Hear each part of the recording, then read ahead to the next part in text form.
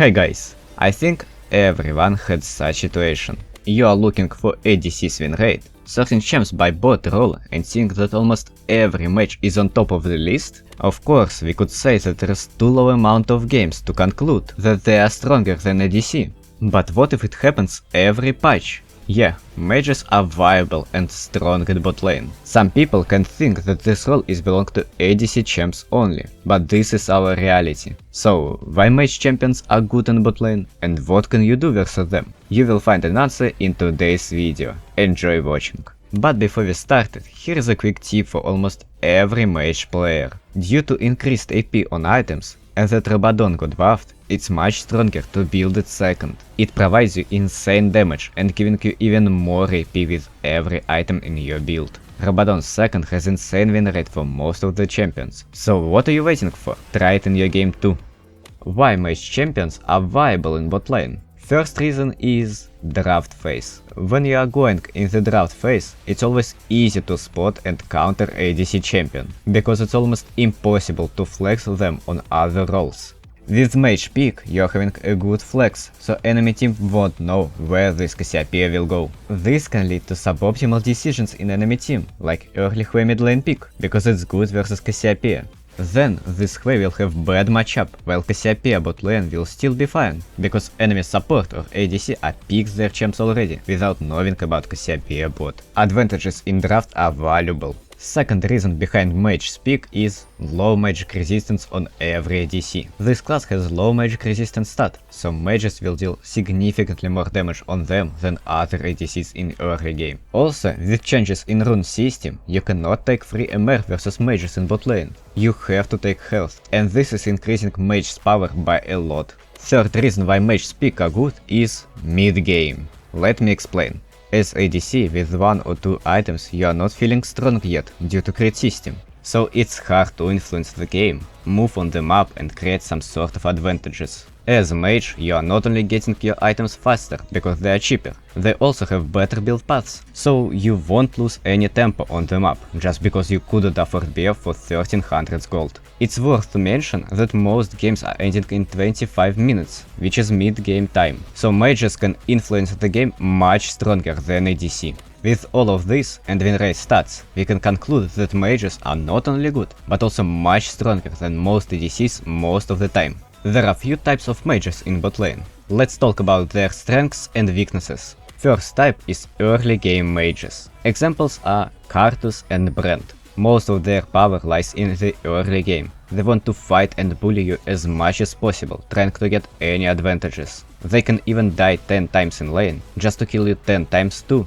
The reason why this strategy works is because it's much easier to look for a fight in bot due to specific of the lane. It's 2 versus 2, and the chances that someone will want to fight or will get caught are very big. Also, gold from the early game on mages will be effective much sooner. So in even situation, where you trade 1 for 1, you will feel that you are losing.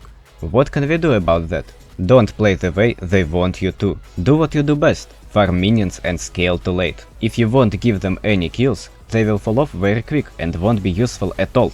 Also, if your support picked high range poke versus this type of mages, then you can pick Jhin, Caitlyn or Ezreal and outrange them, making them useless in laning phase. Second type is utility champions. Seraphine and Swain are good examples. Their main power is team fights. After level 6, they can win almost any fight if their team is even or just slightly behind. But they have some differences. Seraphine, as an utility support champion, scaling in late game decent, while Swain is not scaling at all. So versus Swain it's much easier to punish him later, when everyone will have a lot of damage, so he won't be able to tank all of it without dying.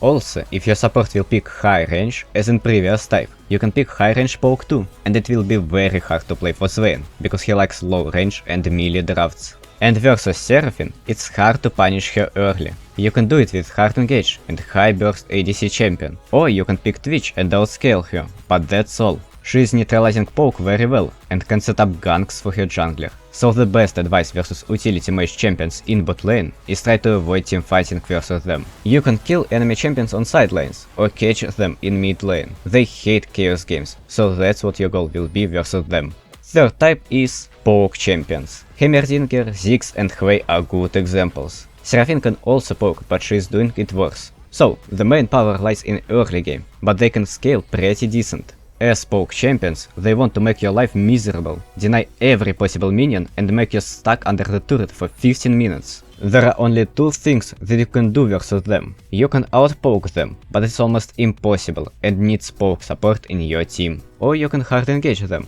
but you won't have enough damage before level 6, so you will suffer till this level anyway. The best thing that you can do in such matchups is just try to push as much as possible. Every second when they are not pushing is an essential time for you. The lesser they can poke you under the turret, the better the game will be.